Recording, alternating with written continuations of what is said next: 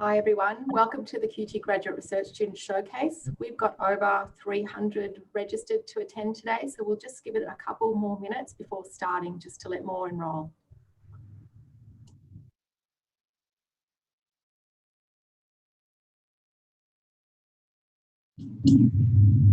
Hi everyone, welcome to the QUT Graduate Research Student Showcase. We've got over 300 registered to attend.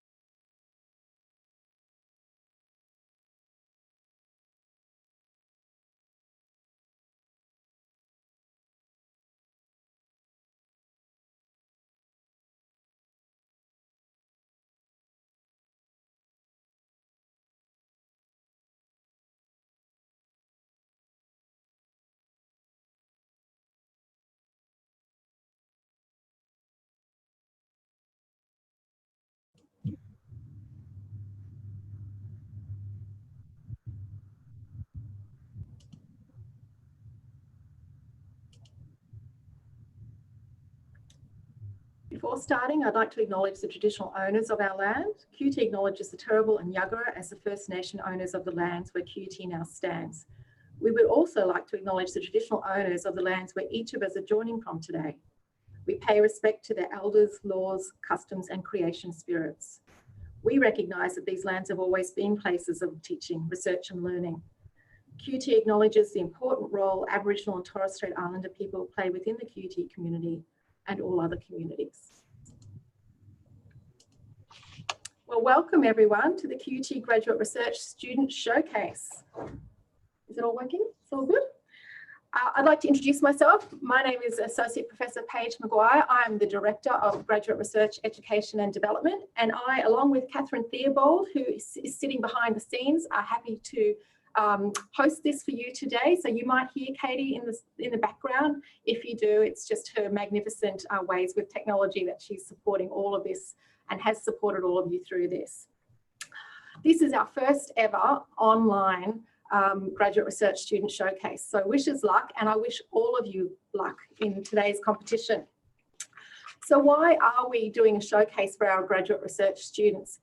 Well, our research students are degree plus students. They are doing a distinctive research degree which will enable them to be industry facing with cutting edge technical skills. They're problem solvers and they'll become leaders in their research fields that have high impact and are end user facing. It's really important that we do this to an industry audience and also to an external audience so that people can see the rich and valuable research that our students are developing during their candidature. If you are from industry and you're here to join us today and would like to hear more about how you can engage with our graduate research students, please contact us. We're more than happy to speak to you about internships, design sprints and anything else that you might find interesting in engaging our research students. If you are a student thinking of doing an HDR scholarship or an HDR candidature, We have currently a scholarship round that is open now, and it is open for expressions of interest until the end of the 20th of September. Katie will put in the chat how to learn more about that right now. So if you look at the bottom of your screen, you'll see the chat function with the little one popped up on it. That means you can go in now and have a look for more details. Okay, so the 3-minute thesis, or 3MT, and the Visualise Your Thesis, or VYT, are competitions that are designed to allow our students to disseminate their research to show impact to a general audience. We've got finalists from for both competitions from across all faculties, and we've had such a strong competition this year that in fact we actually have some wildcard entries as well. It was just so hard to pick the best of the best. So I'm really looking forward to seeing all the entries today. Judging is a really, really difficult thing to do in such a strong competition. So we have an esteemed judging panel who have made the hard decisions for us, and they come from both QUT and from industry. Chairing the panel of the judges is Professor Marek Kowalkiewicz. He's the founding director of the Centre of Digital Economy at QUT. We have Carol Richter, who is director of QUT Precincts. Dr. Rolf Frandrich is the business development director and co-founder of Voconic.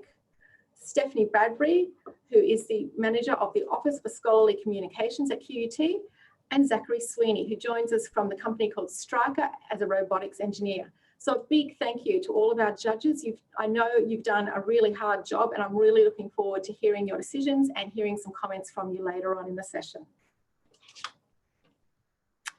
So normally, as I said, we are in a room together where the participants can see each other, where all of the panelists and the judges can see each other, and it's a one big event. But we can't do this in today's environment. So unfortunately, our lovely finalists won't get to see what you think about their presentations. So if you really like it, if you want to give them encouragement, I encourage you to go into the chat function and light up the chat function with "good on you," "that was awesome," any sort of comment you'd like, so that they can see it once they've done their presentation. They're sitting watching as we speak now, and I'm sure they would really appreciate your encouragement. As far as asking questions go, after each 3-minute thesis presentation, I will ask a question of the panelists. You'll actually get to see them live and they will answer a question, but we'll also assemble them all together at the end of the entire session for anyone else who would like to ask a question. If you've got a question you'd like to ask, please direct it through the Q&A little button at the bottom of your screen, and make sure we know who the question is for. And we'll do that at the end of the session. Okay, so the 3-minute thesis is an international competition that started in 2008, and it was at UQ. It's now grown into an international competition for over 600, 600 universities, that's right, and 65 countries worldwide. So it's a really big deal, and it's really about getting students to understand how to pitch their research to make it compelling and to a general audience. They're quite strict with the rules. So there's only one static PowerPoint that each participant can show. They have a very defined way that they can communicate their research. It must be adjudicated by a panel, and it can only be spoken words. So no dance or movement or singing is involved. So each of these panelists have done a fantastic job at judging our students, and they come down to a bunch of criteria under 2 general areas. One is comprehension and content, and the other is engagement and communication. Those who win QUT today are up for some pretty interesting prizes, and I'm really looking forward to hearing who the winners are. But we also do have a People's Choice Award as well. So that's where you get to pick who you think is the best. And what we'll do is when we get to that part of the discussion, you'll see a little poll at the bottom that will pop up, and you can vote that way. The winner of our QUT final today will go into the Asia Pacific finals, and they are up for bigger prizes, and it's sure to be a really, really great event. Okay, so we're over into the actual competition. Our first competitor is a wildcard entry, Zoe Malik, and she's going to talk to us from the Creative Industries faculty on Walking the Chain, Perspectives on Sustainability in the Fashion Value Chain. Over to you, Katie.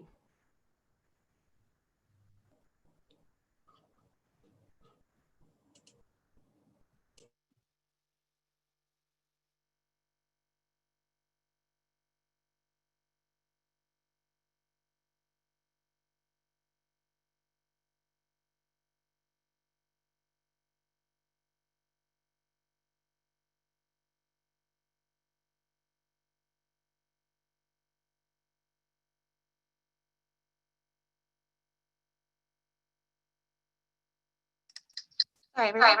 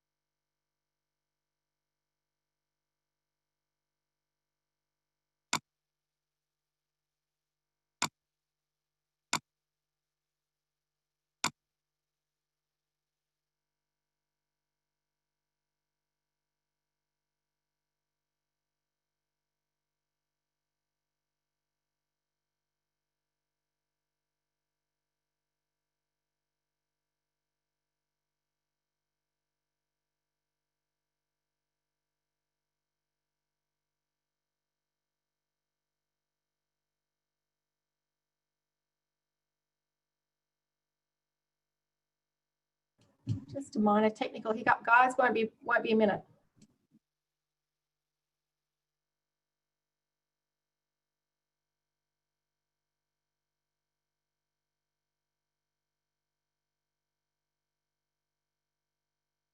This morning you got up and got dressed. How much do you know about your clothes? Let me walk you through how they were made. The fibre is grown in one location and then spun into yarn and woven into a textile in another, and then cut and sewn into a garment and then sold through a retailer to us. The fashion supply chain is long, global and complex, and herein lies the problem. There are sustainability impacts at every point in the supply chain. Let's take a cotton t-shirt as an example.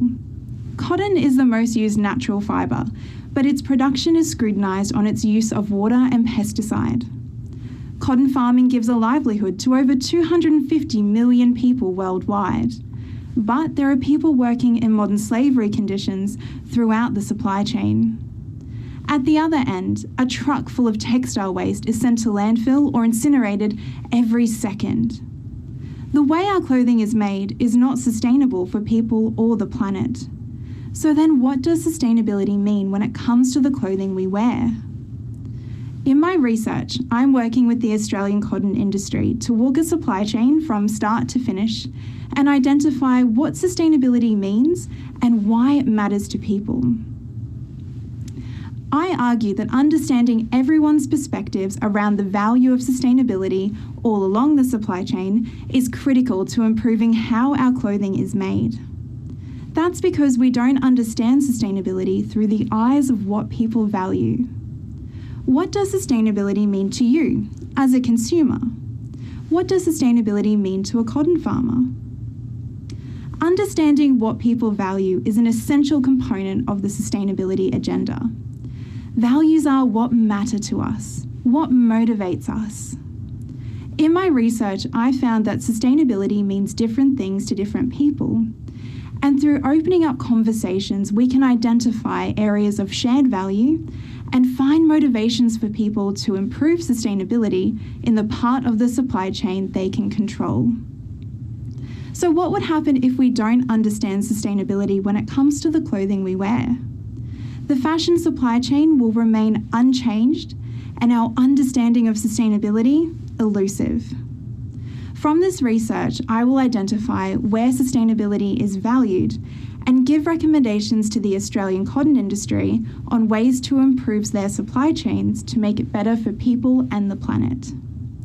We all need to get dressed every day, and through understanding the perspectives of everyone who had a hand in making our clothes, we can find a way to make fashion more sustainable.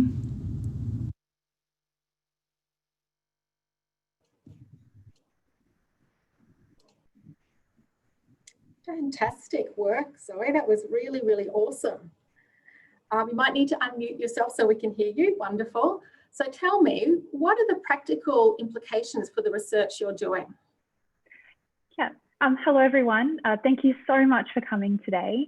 The practical impact of my research is in finding consensus around key sustainability issues and ways that the Australian cotton industry can have a role in making our clothing more sustainable. So one of the key issues I spoke about in the presentation was the significant and sheer volume of textile waste that was occurring. And interviews revealed that this is because our clothing is cheap and it's abundant. So we're buying more and we're disposing of it more frequently. And the majority of this clothing is actually made from synthetic fibers such as polyester, which is derived from fossil fuels like oil. And so that's a non-renewable resource, and it's also taking hundreds of years to biodegrade. So the sustainable value of cotton is in it being a natural fiber. It can biodegrade and it's also renewable. So one of the solutions to this problem that's come through the research is we could potentially, when we're finished wearing our cotton garments, we could actually bury them into our backyards, and worms and microbes can eat the cotton and it will in turn refertilize the soil. So the practical impact is in finding solutions to these problems. And in that example, I spoke about fashion's problem of overconsumption and waste and what we can do here in Australia to solve that. Really interesting, Zoe, and really makes me think a lot more about what I'm buying with my clothing. It really is a problem. I think there's a lot more wastage in clothing than there ever has been. So thank you very much. That was a really interesting discussion, and I wish you all the best in the competition. Thank you so much, Paige. All right, on to our next participant. We have Kelly Wilson-Stewart. We'll just go back to the slides. Kelly is from the Science and Engineering faculty. She is a finalist for the faculty, and she's going to be talking about nurses because they're worth it.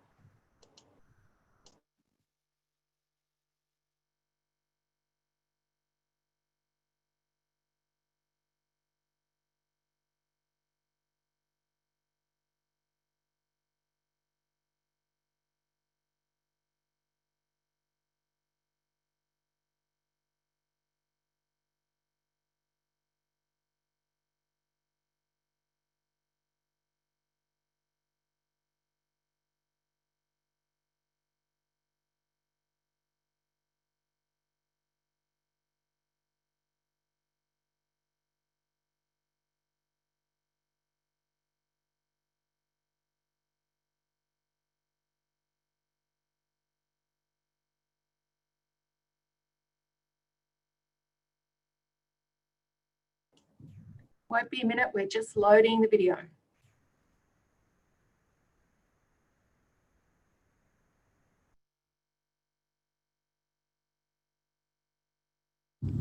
Imagine this. You're woken suddenly with a pain in your chest. The pain's really intense and you're finding it hard to breathe. Fast forward past the panic 000 call, past the trip in the ambulance, and down the hallway of fluorescent lights you get rolled under, just like in the TV shows. You end up in an operating theatre where these nurses are introducing themselves as Ben, Junko and Jasmine as they stick dots on your chest and attach tubes. And there's a doctor nearby explaining something about a coronary angiogram. The next day, you probably won't remember their names, but Ben, Junko and Jasmine don't care that you don't remember their name. They care that they were part of the team that helped save your life, and that you get to go home and hug your kids again. Something else you may not remember is that the angiogram used x-rays to see the narrowing in your artery causing your heart attack. And since these nurses were right there by your side during the procedure, they're also exposed to x-rays. And because they stand beside every patient every day, they have an increased risk of developing cancer, cardiovascular disease, and DNA damage. They're also over 3 times more likely than you to develop eye cataracts. This is not okay. We need to better protect those who protect us. My research identifies which factors lead to higher staff doses, and with the data I've collected from over 2,000 cases, I've determined that both staff height and patient BMI affect dose levels. But the most alarming finding is that the dose to the nurses is double that of the doctors. I'll let that sink in for a sec. the nurse receives twice the amount of radiation as the doctor does. This is really concerning given nurses are involved in more X-ray procedures than doctors, but also because often nurses aren't informed about the very real risk of radiation exposure. I'm using the results of my research to change the way we work, especially improving staff access to protective equipment, but also to educate nurses about the invisible risk they face every day. And while I'm grateful that my research has already reduced the risk of cancer, cataracts, vascular and DNA damage to Ben, Junko, Jasmine or any of their colleagues, my goal is to make workplaces safer for the well over 100,000 nurses like this worldwide, so that we will better protect those who protect us.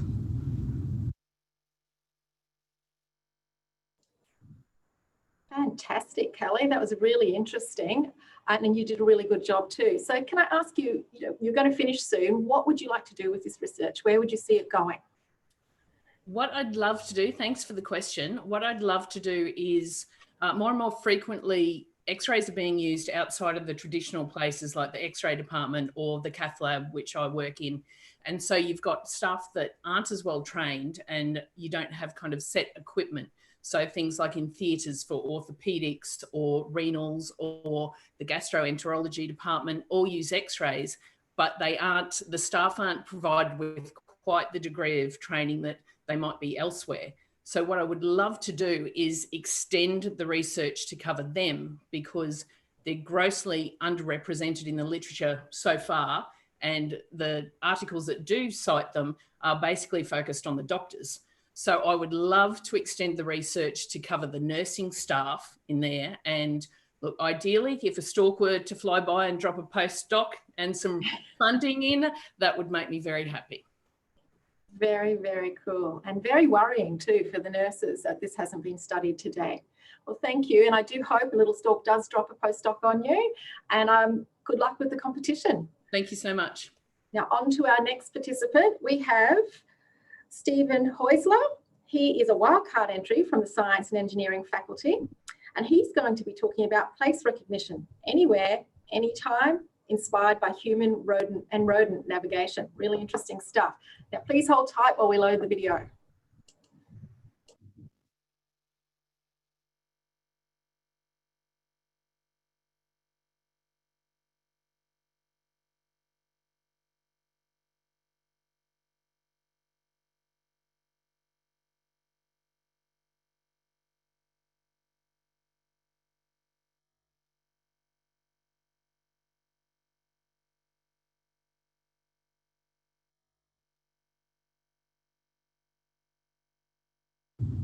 Have you ever wondered how a robot car, a human, or even an animal or insect navigates through the world?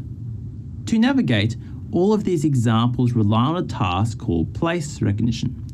Place recognition is all about recognizing where you are in the world so you can navigate more effectively. As an example, let's say you're trying to find your way to the bus stop or back to where you parked your car. As you have travelled the route before, you'll recognise particular landmarks in your surroundings, which will help tell you where you are in relation to your destination. This process is called place recognition. Why do we care about place recognition? The World Health Organization estimates that 1.3 million people lose their lives to vehicle accidents worldwide every year. While car safety is improving over time, driving is still by far and away the most dangerous activity we perform every day. The adoption of driverless cars has been promised in the media as a solution to this problem. However, the current reality is that robotic navigation is challenged by a lack of robust algorithms that can operate in difficult conditions, such as at night in the middle of a storm. If humans or even animals can navigate effectively using just vision, can we apply the same principles to a robot? In my thesis, I'm modelling what we know about how animals navigate the world, both behaviourally but also inside their brains. What are the neurons or cells in the brain that underlie and enable navigation for all animals, insects, and indeed humans? I am then applying these findings to aid in the development of place recognition algorithms for robots. It's been discovered over many decades that there are an amazing suite of navigationally relevant cells in the brain spread across many different subsections. Inspired by this, my developed algorithm does not rely on any one system or technique to navigate. Instead, I'm combining lots and lots of different types of place recognition techniques in a sophisticated hierarchy. That way, even if one singular technique fails to recognize its surroundings, the ensemble representation is still robust, even in navigation environments as challenging as a landscape covered in heavy snowfall or a stormy night. If we can replicate even a fraction of the navigational efficiency provided by nature, it will allow for the development of robots and robot cars, which can navigate in challenging environments. My research has already made progress in this domain, but one day I hope that we may be able to simply ask our car to drive us to our destination, rain, hail, or shine.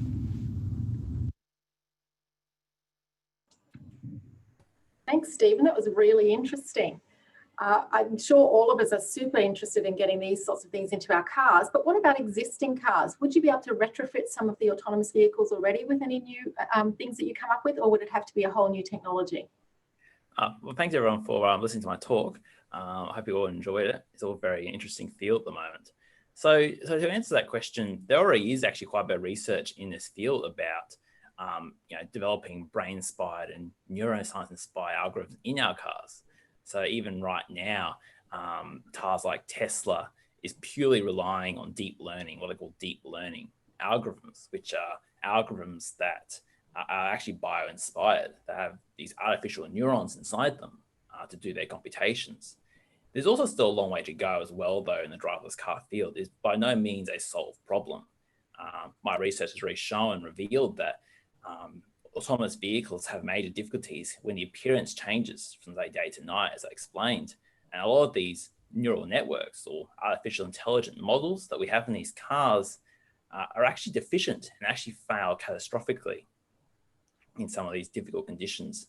So I think it's kind of a case of there is actually a lot of these algorithms out there being developed right now in the cars, but there's still a long way to go to actually have the cars reliable and safe to really have them be able to be run on our roads. Right, that's really fantastic. And I'm sure it's a very rapidly evolving space as well. So we look forward to hearing more from you. Thank you so much. And I wish you all the best with the competition. Thank you. All right, our next participant is our faculty winner from the Faculty of Education. Her name is Zoa Vale, and she is going to be talking to us about bullying is not tolerated at this university. Thanks, Zoa. Please hold while we do.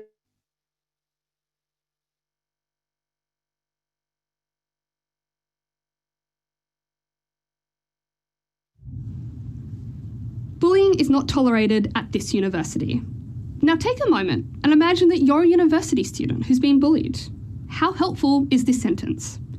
It's not very helpful, is it? It's not helpful because it doesn't tell you where you can go for advice and support. And it's not helpful because it doesn't tell you what your options are or how to report the bullying. So really, how good is it?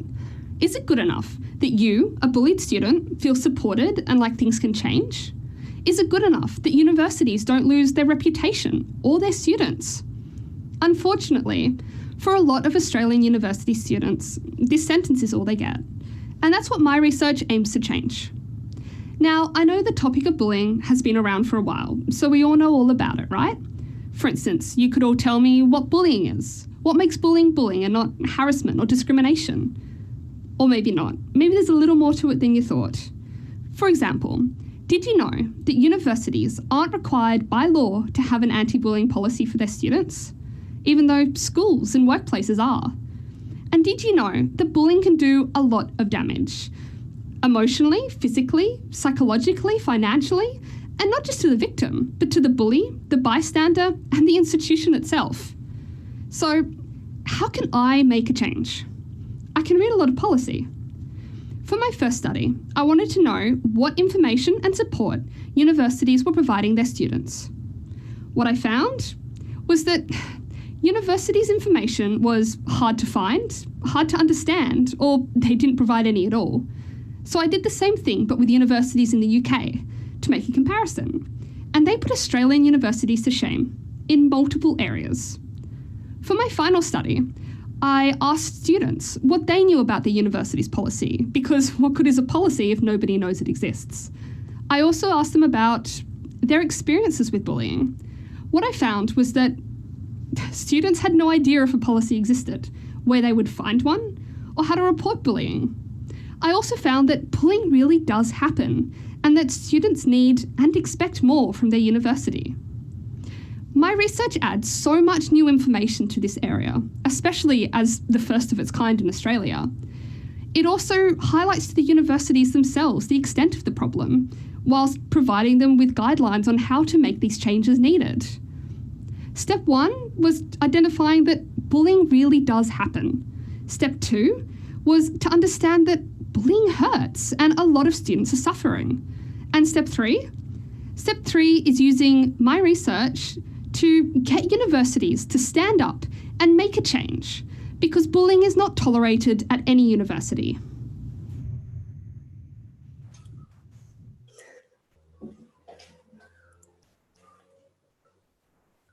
Sorry, I didn't unmute myself. That's really interesting work, and well done on your presentation. I actually saw on the news this morning some data around high schools as well being a lot higher rather in Australia for bullying statistics, which sounds very similar to the university data you're developing. Can you tell us why things are better in the UK and what they've done to support that lower level of bullying? The problem that we have is that there hasn't been a whole lot of research done for universities. And what we know is that sort of globally with the research that does exist is that the UK has a lower prevalence rate of bullying.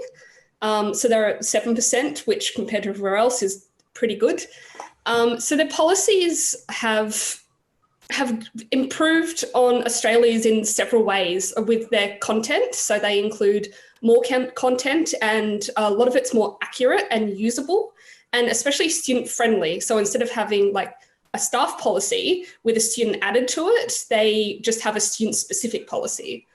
The way they report is also more student friendly because they provide students with a form, an online form that they just have to fill out saying what the problem was, what happened. So they've got preset questions, rather than in Australia where they have to create an email with what they think is relevant information and then email it to somebody like the Chancellor or the Vice Chancellor. They also utilise their unions a lot more, with unions presenting a lot more of the information to students. So it's a more sort of student-friendly way, and it also gets to the students a lot easier. And the other big areas, they tend to have quite a few bullying advisors. So if you're being bullied or harassed, they're advisors that you can call and talk to, and they will give you advice on what you should do, what you can do, what your options are, and then go through the process with you to really make it sort of simple, especially since it's such a heightened, difficult time for somebody. Yeah, it's certainly very topical at the moment and really interesting work. I can see that you could have a lot of influence in this space, and it's nice to hear that there are more accessible models for students. So that's really good to look at. Thank you so much, Zoa. You did a wonderful job, and I wish you all the luck in the competition. Thank you. All right, on to our next participant. We have Farhan Nadal-Bufi, who is the winner from the Faculty of Health, and he's going to discuss starving cancer cells to death. Good luck, Farhan.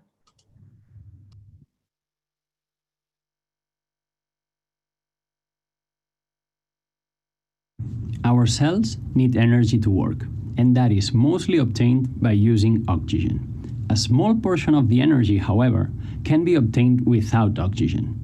This second option is only for emergencies of very high energy demand, for example, when we suddenly sprint to catch the bus. Now, when a cell becomes cancerous, many things change, including the way to obtain energy. As you can see, the balance scale is reversed here because the energy without oxygen becomes the main source. This phenomenon is a hallmark of cancer, and it's very relevant because that's how cancer cells get the energy to keep growing and growing constantly. In my research, I'm trying to develop new drugs to shut down cancer's main source of energy. So this is the problem, and the strategy to solve it is illustrated at the bottom of my slide. We focus on a particular enzyme called lactate dehydrogenase, but I'll refer to it by its nickname, LDH. LDH is essential to obtain energy without oxygen. So that's why, if we can inhibit LDH, we can inhibit cancer's main source of energy. And of course, a lot of studies tried that already, including pharmaceutical companies. And they all use the same strategy, developing traditional drugs which are very small molecules so they can get inside LDH and block it. But so far, they all failed. It would be fool to think that I can do better than the big pharma in my PhD, I know. That's why we need to think differently, use a different strategy. And I chose a very old strategy, typically used in the military or politics. Divide and rule. How does it apply to our scientific problem? Well, LDH is actually a tetramer. That means LDH is formed by the combination of 4 proteins that assemble to each other like a jigsaw puzzle of 4 pieces. So, if we can divide these proteins, we rule, because LDH cannot work anymore. It becomes inactive. To achieve that, we use a fascinating class of molecules called peptides. Peptides are like mini proteins, and they behave like proteins too. So we design peptides that are very strong at binding to these proteins, but more specifically at binding to the edges of these proteins, because when our peptides bind to the right spot, the jigsaw puzzle doesn't match anymore, it doesn't click. And that means LDH becomes inactive. As a consequence, obtaining energy without oxygen is not possible anymore. And because this was cancer's best energy provider, we can starve cancer cells to death.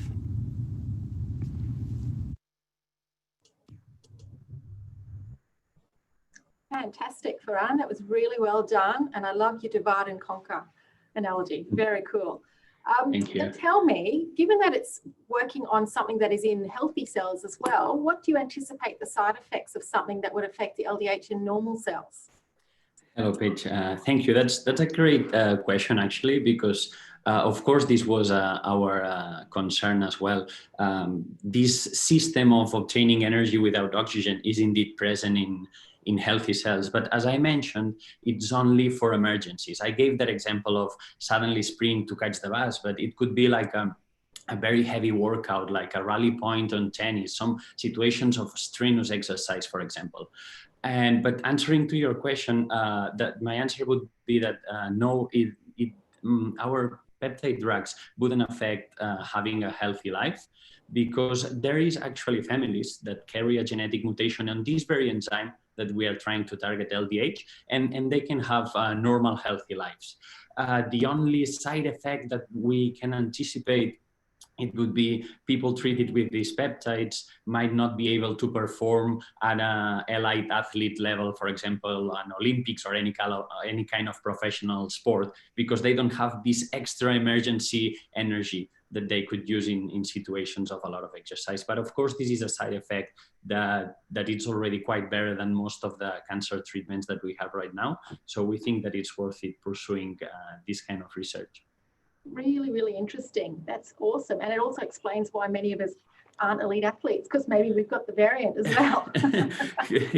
Could be, yeah. All right. Well, thank you. That was a really wonderfully explained project, and I wish you all the best in the competition. Yeah, thanks a lot, Paige.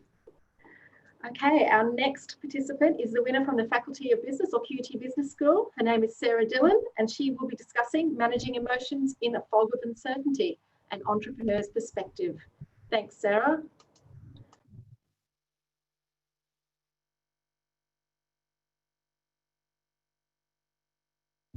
You're just not sure.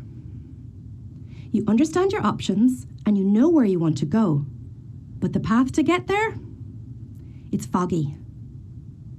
Many of us can relate to the feelings such uncertain circumstances can evoke. How do we make sound decisions, problem solve effectively or plan our steps ahead when everything is so unclear. There's a group of people who operate under these conditions every day, and they walk amongst us. They're entrepreneurs, and they're a lot more common than you might think. Did you know that each year, 1 in 10 Australians starts a new business? They're the lifeblood of our economy. So how do these everyday entrepreneurs manage the emotional highs and lows that come with starting and running a business? That's what my research set out to understand. Up until now, emotion research has been problematic in a number of ways. It focuses on developmental aspects, for instance relating to children. It looks at what happens when things go wrong, such as cases of mental illness. It often takes a quantitative approach, which assumes a highly regulated and controlled environment, when we know that emotional experiences are a lot more messy and complex. My research looks at entrepreneurs holistically, in their natural environment, to better understand the strategies they use as they navigate a path that could lead them to the top of the mountain or off the side of a cliff. Early findings indicate that the different ways that these entrepreneurs respect, wrestle with, and ultimately reconcile their emotions, which is important because it helps us understand how it is that entrepreneurs thrive in situations when the rest of us do well to survive. The contributions of my research are in 2 main areas. 1, a better understanding of how to handle big emotions during periods of doubt at work. And 2, more effective business policies and strategies to better support those who choose to undertake this most uncertain of journeys, lifting the fog for everyone from the path ahead.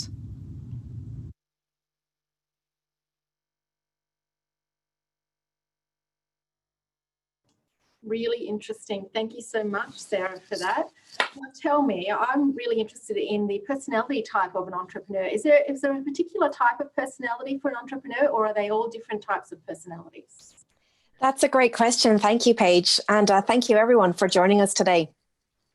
There has been research quite a bit in the past into this personality aspect of entrepreneurs, but actually more and more what we're finding is, personality generally tends to be viewed as something that's fixed and not particularly changing. And now we can understand a lot better that actually entrepreneurs can be individuals from all different types of personality. And so it's not just about personality.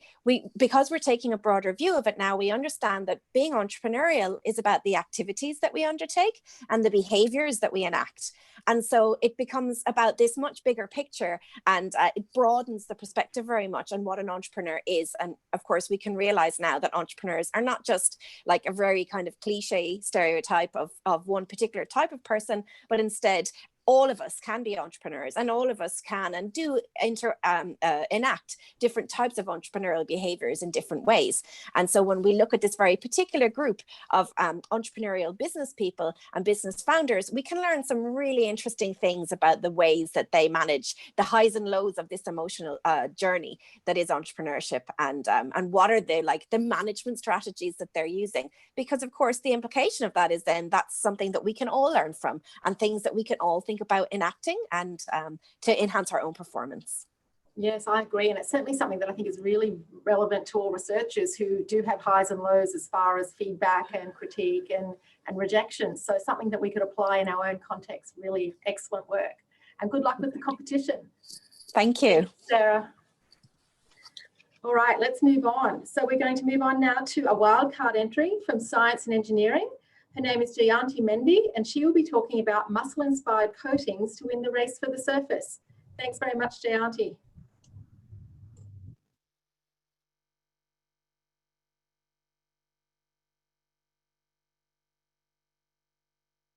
Did you know that the mouth is dark and full of bacteria?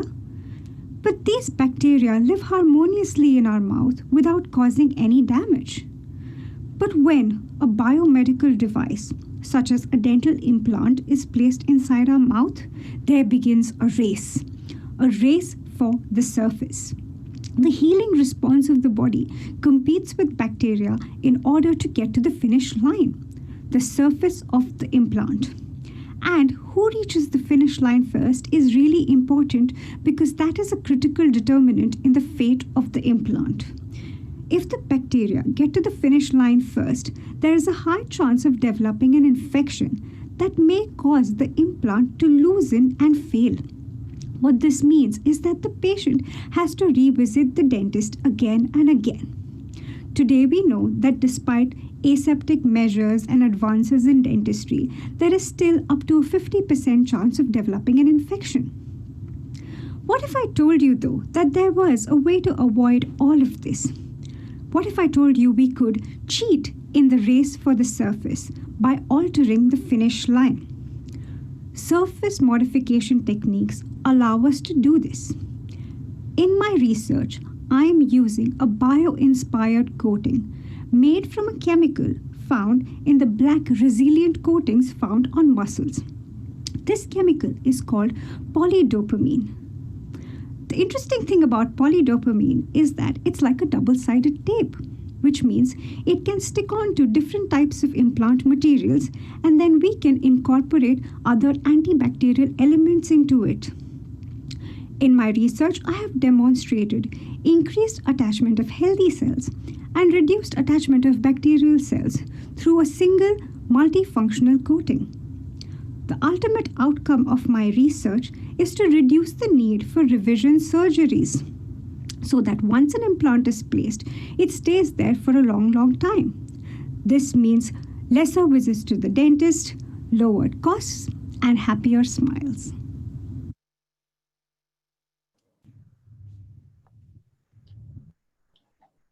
Thanks, Jayanti. That was really, really interesting. I'll just wait for you to pop up, see where you are. There you are.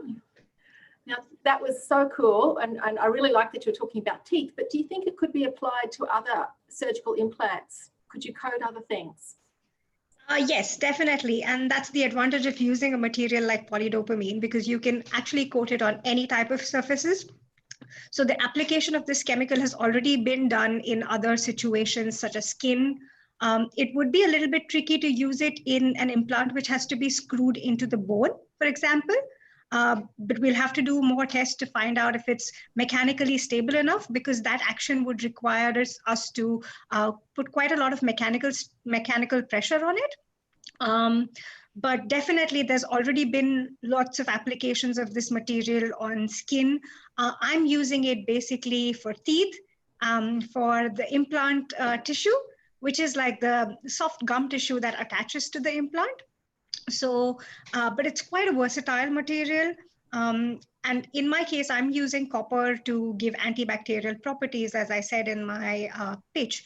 But also there are other antibacterial materials such as silver or other things that can be easily incorporated into this coating. So it's quite a versatile material and definitely can be used for other applications also. Really interesting. And do you make the polydopamine yourself?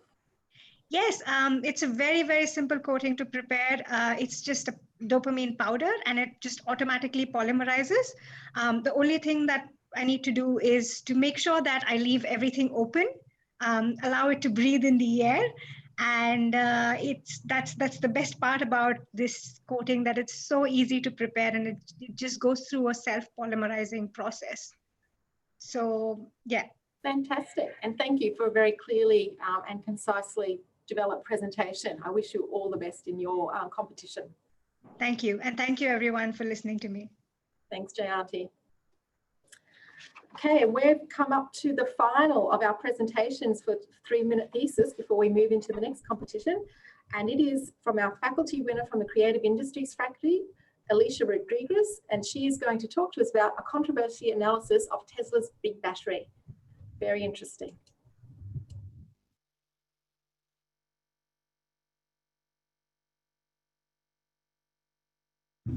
Everyone loves a good story. It's what myself and my peers are being judged on today. But what if this story is controversial and not in the way you might think?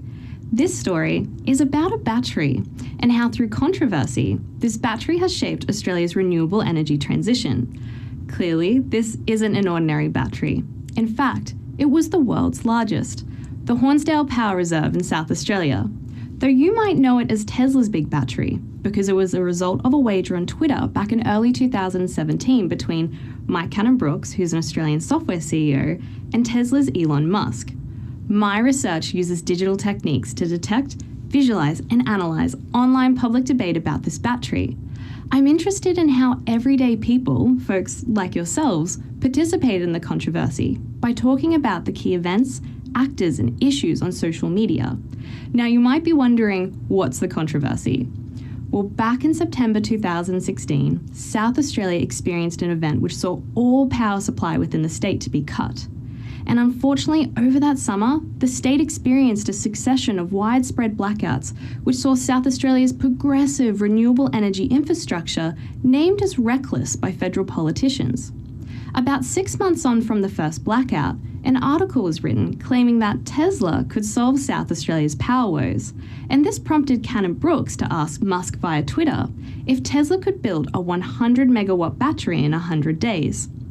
Musk said that Tesla would get it done or it'd be free, and Cannon-Brookes tweeted back, "Give me 7 days to sort out politics and funding." 4 days later, the South Australian government announced a $150 million renewable technology fund and specified that they needed a 100 megawatt battery in time for summer. Tesla subsequently won the tender process. The Hornsdale Power Reserve was built in time for summer, and since then, this battery has exceeded everyone's expectations, both in terms of its economic and grid performance. So what's the problem? It was policy by tweet.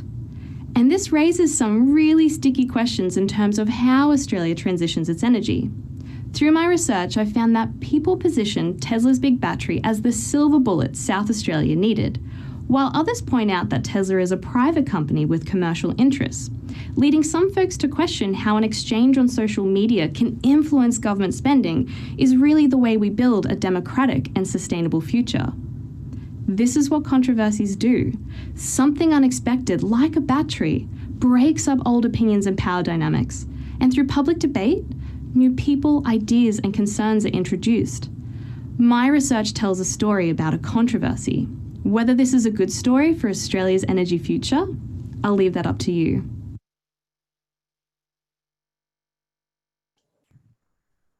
Wow, really interesting, Alicia, particularly given we're watching the American political landscape at play on Twitter almost every day. What was the most surprising thing that you found from your research? Thanks, Paige, and thanks everyone for watching and supporting this fabulous cohort of researchers. The most surprising thing by looking at the online public debate is this widespread slippage in how the public and commercial and government actors refer to as a big battery. So while we're talking about, as you'd see in the slide, this large energy storage facility, people were using images from an old 1987 commercial with the Australian footballer Mark Jacko Jackson, if that rings a bell for any of the Australians watching. And so it had imagery of household energizer batteries, or people were creating memes using cartoon Duracell imagery. And I think it's really interesting that because energy storage at the time particular was such a new technology, within the public's imagination, we couldn't quite grapple what does this actual technology look like. And so we scale our everyday interactions and the image that we have in our mind of what a household battery is, and we put it at scale. And that's how the public was interpreting what a big battery was. So I think the one other element of that's interesting is that the Hornsdale Power Reserve is actually made up of millions of lithium ion cells like you would find in your household. So the public wasn't necessarily far off in using that imagery. But yeah, that's definitely been one of the most surprising things to find that I found in my research. So interesting and so analogous to all the discussion about coronavirus as well. I think there's certain parallels you can draw there as well. Well, thank you so much, and I wish you all the best, and we'll put you out of your misery soon. Thank you very much. Thank you. All right, everybody out there, it's your turn. I've been looking at the chats that have been coming through as we've been talking, and it's very clear that you all think that they are fantastic at what they're doing, and that you all have very definite opinions about who your favourite was. So if you click on the polls button at the bottom, You can see there's a picture of it in this slide right now. That will allow you to go in there and make your people's choice. So we've got polling for the amount of time that the timer will let you vote. Oh, there they go. And we'll let you know who that is. And while that's happening, we will move on to the Visualise Your Thesis competition. So we'll just let that start for a couple of seconds and then we'll move on. I loved the comment. There was someone who made a comment that Alicia could sell ice to anyone, I think, or something like that. It was very funny. Okay, let's move on. Oh, someone's got a hand raised. Oh, that was you. All right, so the Visualise Your Thesis. Now, this is a very different competition from the 3-minute thesis. It's only 1 minute, and this is really about a visual elevator pitch. So how the student can provide a single 1-minute video that is stimulating, demonstrating the impact and the value of their research to a general audience. Again, there's judging requirements, so it's based on content, impact, and scholarly citizenship. And it's really so that we can understand the research question just by viewing the video. Okay, again, we had lots of strong competition this year. This competition's only fairly new compared to the 3-minute thesis, and we're really seeing some amazing work from our students. And we'll start with our first finalist. Over to you, Katie. This is a novel cognitive training program for adults with chronic pain from Julie Vermeer from the Faculty of Health.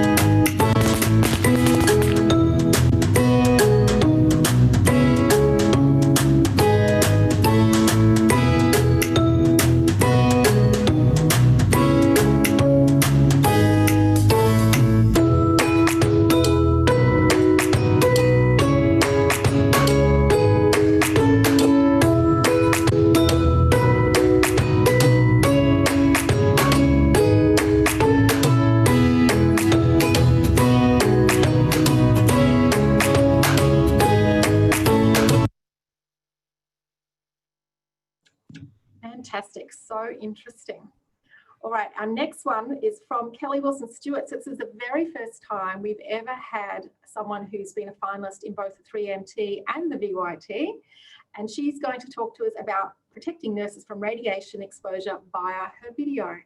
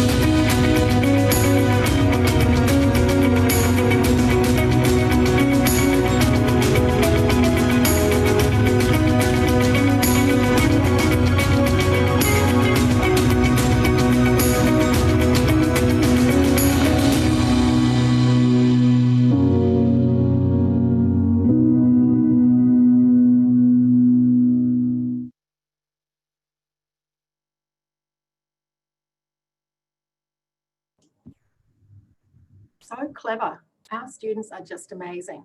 All right, the next one is from Creative Industries faculty, Manoush Mizay, and she'll be talking through video about the interaction design technologies for children to lead safe behaviour in natural emergency situations.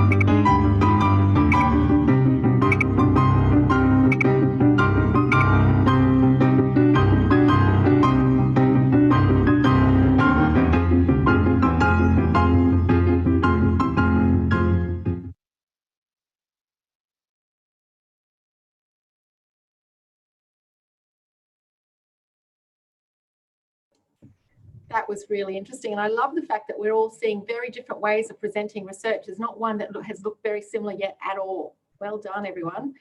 All right, we have from the Faculty of Health, Mohammed Hassan Faramazian Borogini, and he will be talking to us about cooperative automated vehicle with intention awareness, augmented reality, HMI, to model intention awareness in automated vehicles. Wow. Let's hear about that in the video.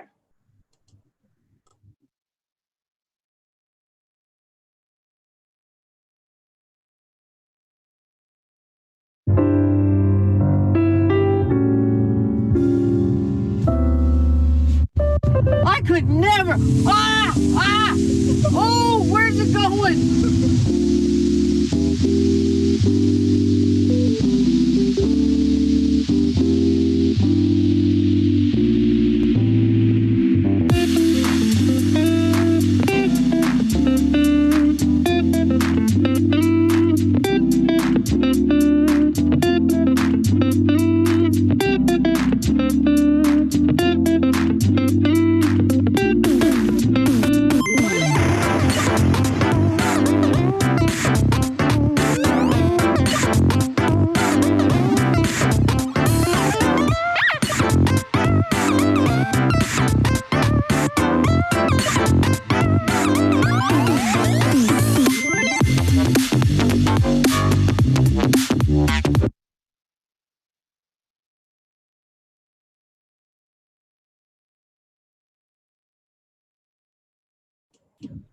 Thanks so much for that, Mohammed. That was great.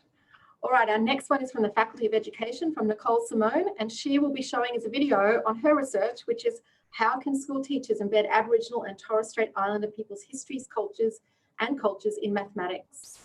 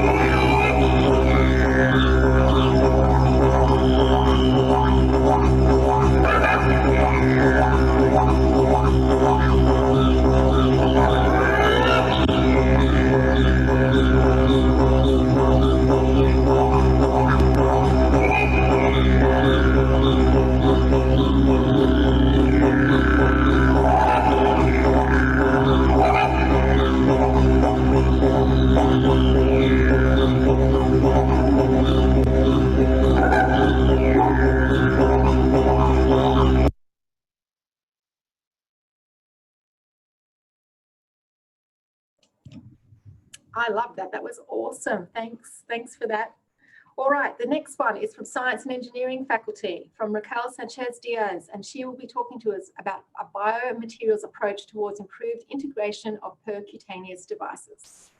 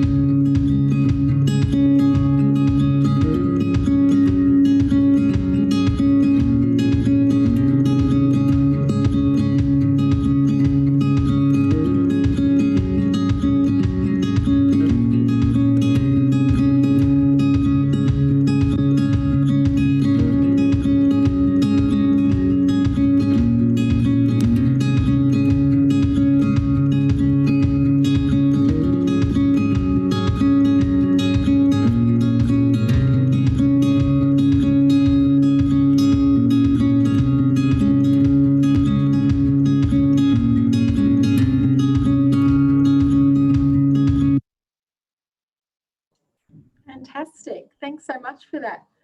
All right. We have another one from Science and Engineering from Samar Amari, and she'll be showing us a video on geopolymer fabrication using minerals waste.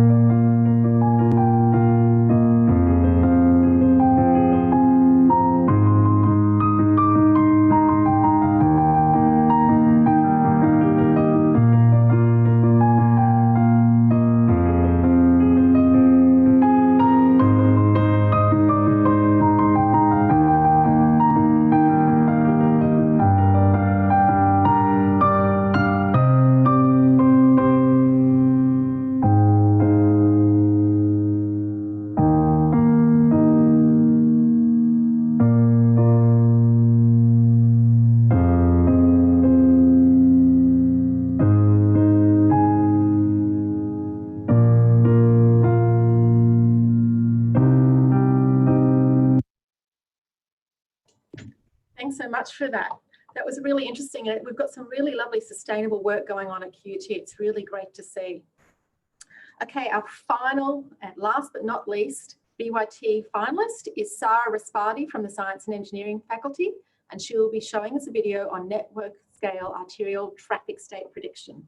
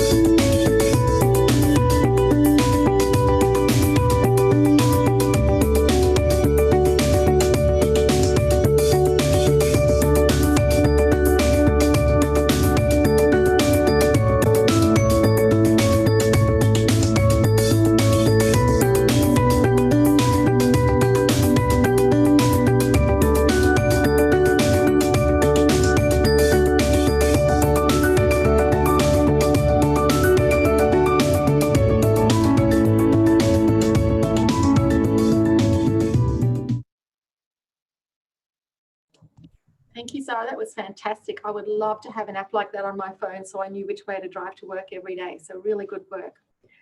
Okay, we're down to the pointy end of the event. I'd like to introduce you to Professor Helen Claby, who is the Pro Vice Chancellor of the Graduate Research and Development, and she is going to announce our winners for today's competitions. Helen, if you'd like to turn your video and voice on, that'd be great. Great. Hello, everybody. And thank you for that, Paige. And thank you, everyone, for participating today. It's been fantastic. I got a couple of thank yous. First, I do want to just say thanks to the GRED team for the great work in putting this event together. They're also professional, and you should all be very proud of the work that you've done. And they're going to be fantastic videos to be able to keep for you and continuing the work that you do in promoting your research. So thank you.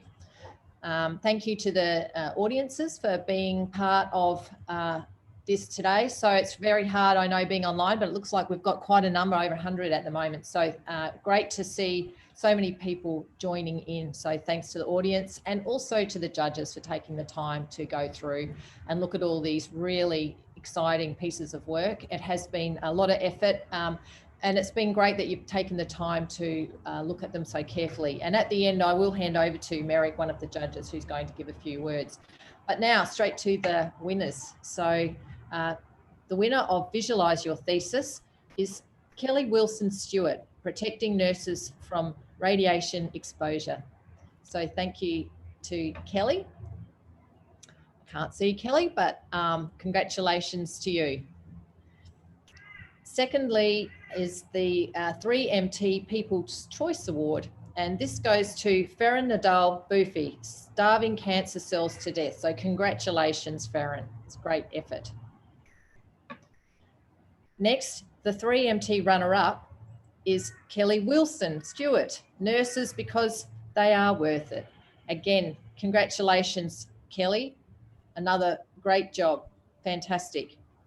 And good to see you doing the work across both mediums. It's fantastic work. Now, the 3MT winner is Farron Nadal Boofy, Starving Cancer Cells to Death. Congratulations to you, Farron. That's amazing. And just before I finish, a special mention to Alicia Rodriguez, who was another great piece of presentation style. And that was just a special mention from the judges. But I'll hand over to Merrick now, who will speak on behalf of the judges and just give a little bit of feedback. Thank you. Thank you so much, Helen. On behalf of the judging panel, I would like to congratulate the winners and express our greatest appreciation of everyone's submissions. All of the judges viewed every single submission and assessed them through following a structured and detailed process. We then met to clarify any doubts that judges might have had and to identify the winners. One of the most important traits of a holistic researcher is the ability to communicate research effectively.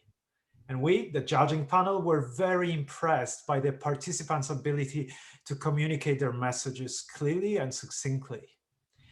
I have to say, it is amazing to see how much you can communicate in 3 minutes, isn't it? We often think that we have to spend a lot of time sharing our research, where it turns out 180 seconds might be all that we need. And when you're given a blank canvas to visualize your thesis, it is amazing to see how many different creative techniques you can use. I was very surprised to see some of the very creative approaches to the VYT submissions. We, the judging panel, we greatly enjoyed the opportunity to see your research. Thank you so much for that. Your enthusiasm about your work, as well as the high level of innovation in your work, were absolutely impressive. You can make your research entertaining without dumbing it down. I'm sure some of you were worried that just focusing on the entertaining part or the excitement part might remove a lot of detail from your research. No, it did not. We were impressed by the very high standard of your presentations. We understand that for most of you, the higher degree research students, preparing such presentations is not a typical daily activity. Participants, you had a very, very impressive pitching style. That was a really high quality set of submissions, and you would have seen the feedback of those who viewed them also in the chat. Some of the comments there are exactly, you know, what we had to grapple with. The fact that having to judge those submissions, so many high-level submissions, was creating a lot of very tricky conversations among us as well. What you achieved by participating in this competition is an extremely important yet often underrated step in your academic career. Please continue to refine your skills, and as you progress your academic research, make sure you continue to make it accessible for the real world.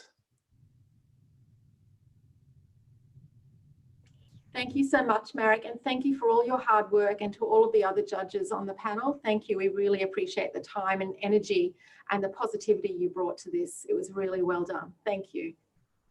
And a big congratulations to all of our 2020 finalists and today's winners. Thank you, and well done. As Marek said, you really have developed a skill that will take you forward with your careers no matter which paths you take. I'd also like to thank a big thank you to Catherine Theobald and Georgia Riddler, who have worked very hard over the last few months to work with our finalists and develop this wonderful event today. So thank you, Katie, and thank you, Georgia. You have not gone unnoticed. All those hard nights and hard days have not gone unnoticed. All right. So we are at the close of the official part of the event. If you'd like to stay on, however, I will ask our panelists to turn on their screens and their mics. And if you'd like to ask a question, please do so now in the Q&A. If not, if you're signing off for today, thank you so much. And we hope to see you next year for another fantastic research student showcase. Panelists, do you want to turn your cameras back on? All right. Please fire away with any questions you've got in the Q&A. I've got a couple that I took that were in the chat function during the event. The first one was to Stephen, and someone asked you, Stephen, if the navigation techniques of animals, insects, and humans are similar. Are slower. Hi, I say are slower. How slow? Sorry. What was the question again? If the navigation techniques of animals, insects, and humans are similar. Oh, okay, yeah, thanks. That's a good question. So there are similarities, but there are also some differences. So interestingly, all animals share a selection of cells. One of them's called a grid cell, another one's called a place cell, another one's called a head direction cell. But I've discovered that all mammals actually share the same cells in their brain. So there is a very strong similarity there, which is why we can actually do experiments on neuroscience on rats and then apply that, you know, in health in humans as well. Those same sort of ideas of how the brain works. Insects are a bit different. Some research has shown that insects do have similar cells, but it's still a bit of a gray area because one, they navigate in 3 dimensions, while flying insects, their brains are also much smaller. So it's actually still a bit of an unsolved field as to how insects actually navigate. It's all very interesting, and it's still very rapidly changing as well. Even every 6 months, there's another paper out in neuroscience about, you know, a new development, how these things work. So yeah, thanks for the question. That's awesome. Thanks, Stephen. This one's probably for you, Katie. June has asked where she can see the videos again from the 3MT today. So where will they be posted? I know we're live streaming on YouTube right now, so I'm guessing they're on YouTube. We can send the link out. I think, aren't we going to send the link out to all participants today who attended and watched? We'll be sending a link out. Yes, the link will be going out to all registered attendees via your email. They will be available on YouTube from about 1:30 p.m. today. They're due to be released. And I will also put the link, I'll go find it now and put it in the comments. There'll be nothing there now, but they'll be there in about 12 minutes. Awesome, thank you. So you're all going to be famous in 12 minutes. And I have another one for Zoe, not Zoa. Zoe, how long does it take for cotton to break down in the garden? Yeah, that's a great question. About 5 months compared to polyester or other synthetic fibers that can take 20 to 200 years. Wow. And I also invite, oh, sorry. No, you keep going. I was just going to say, I'd also invite anyone who's interested in it. There is a pilot project being run by the cotton industry, and the campaign's called Soil Your Undies. And so it's putting underwear into gardens to see if the soil in our backyard is actually healthy, because yeah, the worms eat the cotton. Awesome, thank you. Well, that's all the ones I've got now. Does anyone else have any questions? If you do, please stick them straight up on Q&A right now. And do any of the finalists have any questions for each other? No? Okay, all right. Well, that's been amazing. You guys are true ambassadors. I saw Louise Hafner, a professor from health, say that on one of the chats. She said you're true ambassadors for QUT. So congratulations. You did a wonderful job, and I look forward to hearing more about all of your research as you move towards completion. Thanks, guys, and thanks everybody for joining us today. It's been a wonderful day. See you later. Thank you, Paige. Thank you. All right, I'll sign out now. Katie, is that okay? Yes. All right, see you later.